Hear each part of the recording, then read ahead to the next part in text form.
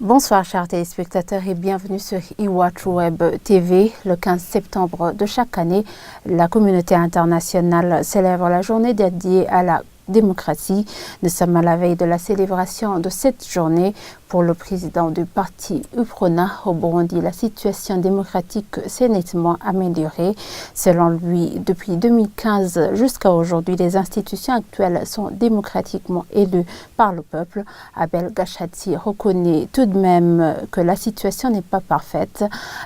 Il appelle plutôt les autorités publiques à renforcer la démocratie au Burundi. Je vous propose de le suivre.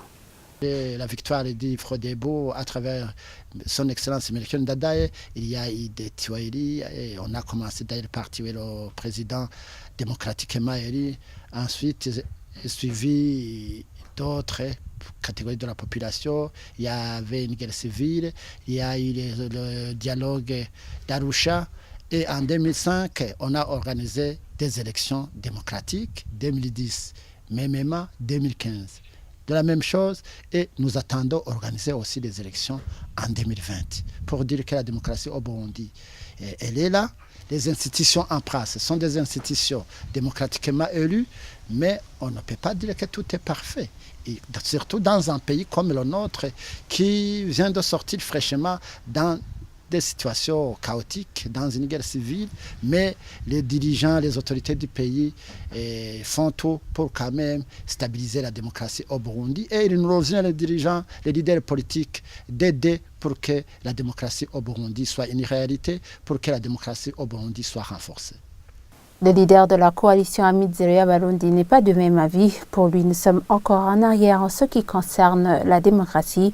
Agathon Rwasa estime qu'il faut fournir beaucoup plus d'efforts pour mettre en place un véritable système démocratique. Suivez-le.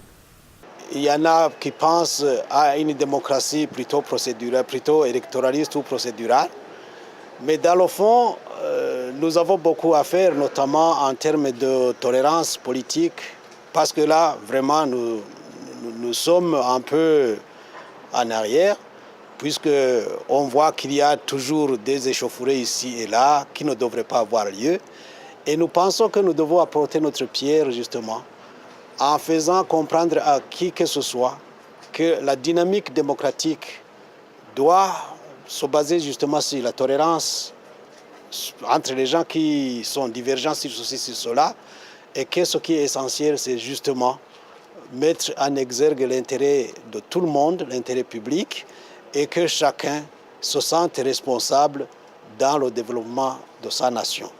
Donc, sans toutefois faire un diagnostic, je peux dire que, de façon laconique, que nous devons fournir beaucoup d'efforts pour réellement mettre en place un système démocratique viable qui puisse même inspirer d'autres nations.